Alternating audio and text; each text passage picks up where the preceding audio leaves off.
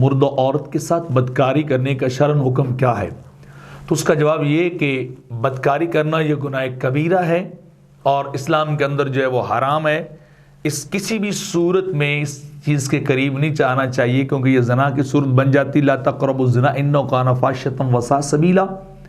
अल्लाह फरमाता है जना के करीब न जाओ, ये बुराई और बुरी बेहयाई और बुरा रास्ता है, इससे इंसान को जो है वो बचना चाहिए। लेकिन अगर कोई शख्स ऐसा करता है तो उसकी सज़ा क्या है?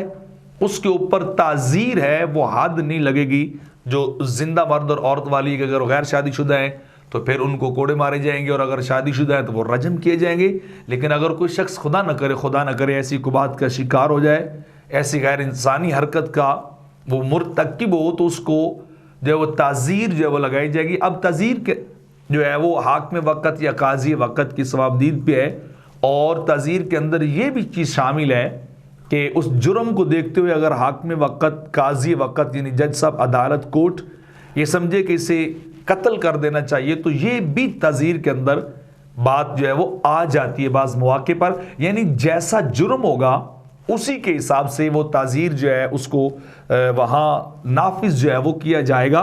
फतावा शामी के अंदर लिखा गया है अल-इहराक़ बिन्नार, ये सुनते ही आग से जलाना भी है। हदमुल जिदार, उसके ऊपर दीवार को खड़ा करके गिरा देना है। व तनकीज़ु फ़ी मालिन मुर्तफ़न, और ये कि उसको किसी ऊंची जगह से नीचे जो है वो गिरा देना है, और उसको कोड़े भी जो है वो लगाना है। तो और उसका यहाँ तक उसको कोड़े लगाए जाएंगे या उसको कैद रखा जाए, या आगे लिखा हत्ता यमूता औ यतूबा, यहाँ तक या फिर वो मर जाए या फिर इस चीज़ से वो तौबा कर ले। और फतावा आलमगीरी के अंदर भी लिखा गया कि अगर कोई शख्स मुर्दा औरत से जिना कर लेता है तो उसके बारे में इख्तिलाफ है उलमा का। अहले मदीना कहते हैं उसके ऊपर हद लगाई जाएगी, अहले बसरा कहते हैं कि नहीं, उससे जो है वो ताज़ीर लगाई जाएगी, हद नहीं लगाई जाएगी। और इसी के ऊपर जो है तकरीबन अहनाफ का फतवा भी है।